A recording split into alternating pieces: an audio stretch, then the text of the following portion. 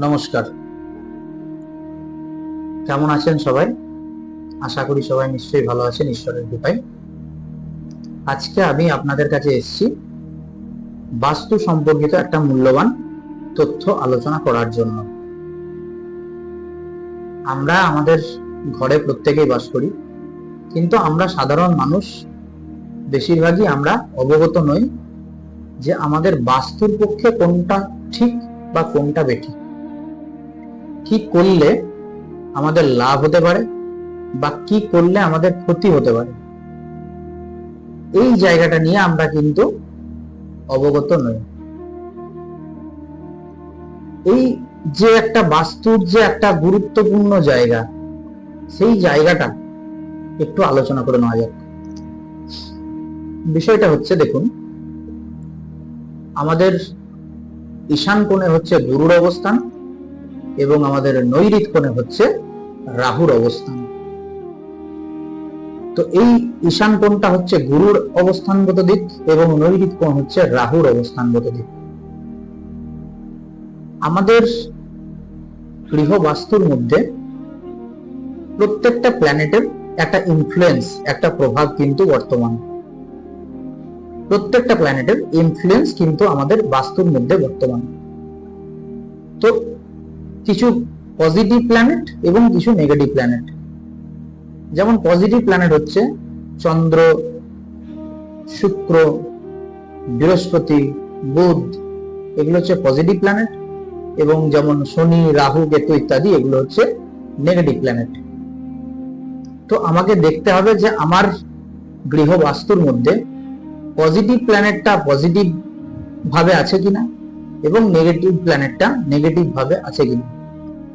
যদি আমি পজিটিভ প্ল্যানেটের জায়গায় নেগেটিভ কিছু করে থাকি, তাহলে ডেফিনেটলি তার প্রভাব আমার বাস্তুর মধ্যে পড়বে।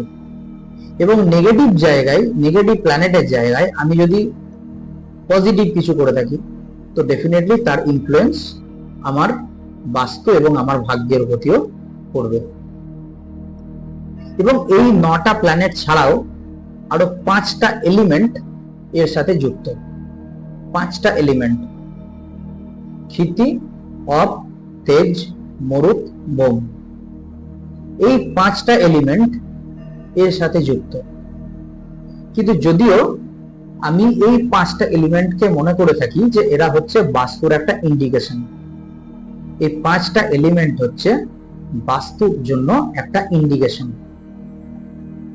মেনলি আমাকে যেটা দেখতে হবে সেটা হচ্ছে আমার বাস্তুর যে আমার প্ল্যানেটগুলি, সেই প্ল্যানেটগুলির এক এক জায়গার এক একটা যে ক্রিয়াকলাপ, সেগুলো আমি পজিটিভ জায়গায় পজিটিভটা রেখেছি কিনা। হয়তো দেখা গেল যে আমার গুরুর কোণ, মেনলি আমাকে যদি বাস্তুটা বুঝতে হয় তাহলে কিন্তু আমার বাস্তু পুরুষকে বুঝতে হবে। তবেই কিন্তু আমি বুঝতে পারবো যে আমার একটা চতুষ্কোণাকৃতির ঘর আর একটা ত্রিকোণাকৃতির ঘর, এই দুটোর মধ্যে পার্থক্য কি। আমার একটা চতুষ্কোণাকৃতির জায়গা, সেই জায়গার বাইরে ঈশান কোণে অর্থাৎ নর্থ ইস্ট কর্নারে যদি আবার কিছুটা জায়গা বেরিয়ে থাকে, বা আমার যে চতুষ্কোণাকৃতির ঘর, সেই ঘরের ঈশান কোণে যদি আবার একটা কোনো ঘর বা রুম বেরিয়ে থাকে, বা কোনোভাবে যদি আমার ঈশান কোণ বা এর নর্থ ইস্ট কর্নার যদি অ্যাফ্লিক্টেড হয়, সেই ক্ষেত্রে আমার কিন্তু প্রবলেম আসতে পারে, সেই ক্ষেত্রে আমার কিন্তু প্রবলেম ক্রিয়েট হতেই পারে। এবং বলা বাহুল্য, যদি আমার বাস্তুতে অনেক নেগেটিভিটি বেশি থাকে, সেক্ষেত্রে কি হবে, আমার বাড়িতে যখন কোনো লোকজন আসবে, তারা কিন্তু অনেক মানসিকভাবে একটা অস্থিরতা অনুভব করবে। এবং আমার বাস্তুতে যদি অনেক পজিটিভিটি বেশি থাকে, তাহলে কি হবে, আমার বাড়িতে যে সমস্ত মানুষজন আসবে তারা কিন্তু অনেক মানসিকভাবে শান্তি অনুভব করবে। যে বাস্তুতে ঢুকলে মানসিক শান্তি অনুভব হয়, জানতে হবে সেই বাস্তু ভালো। আর যে বাস্তুতে ঢুকলে মানসিকভাবে অশান্তি অনুভব হয়, জানতে হবে সেই বাস্তু হচ্ছে খারাপ। তাহলে আমাকে এই বাস্তুর জায়গাটা বুঝতে হবে।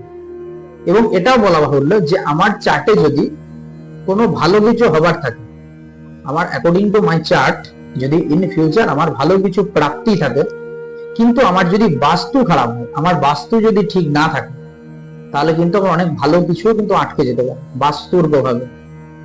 আবার আমার বাস্তু যদি ভালো থাকে এবং আমার ভাগ্যে যদি বিড়ম্বনা থাকে, আমার চার্টে যদি আমার ভবিষ্যৎ জীবনে আরো অনেক বেশি অবস্ট্রাগল থাকে, সেক্ষেত্রে কিন্তু অনেক বেশি অবস্ট্রাগলকে ওভারকাম করতে আমি সমর্থ হয়ে উঠব। তাহলে আমার এই যে বাস্তুর একটা ভাইটালিটি, বাস্তুর যে একটা গুরুত্ব, সেটা আমাকে বুঝতে হবে। তো যদি আপনাদের বাস্তুতে এই ধরনের সমস্যা থাকে, আপনাদের হওয়া কাজ হচ্ছে না, বা হতে গিয়ে শেষে আটকে যাচ্ছেন, বা আপনি যতটা নিজে ভালো আশা করছেন সেটা হচ্ছে না, বা আপনার যতটা বাড়িতে আপনি যখন থাকছেন তখন মনটা অনেক অশান্তি হচ্ছে, বা বাড়িতে মানুষজন আপনারা যতজন থাকছেন আপনাদের মধ্যে একটা অশান্তি ফিল হচ্ছে, এই জায়গাগুলো যদি আপনাদের মধ্যে হয়ে থাকে, তো আপনারা আমার সাথে যোগাযোগ করুন। আমি চেষ্টা করব আপনাদেরকে ভালো গাইডলাইন দেওয়ার, ভালো ডিসিশন দেওয়ার। আশা করি এই বাস্তুর সমস্যা আপনারা ওভারকাম করতে যথেষ্টই সচেষ্ট হবেন। এটাই ছিল আজকের আলোচনা। সবাই সুস্থ থাকবেন, ভালো থাকবেন।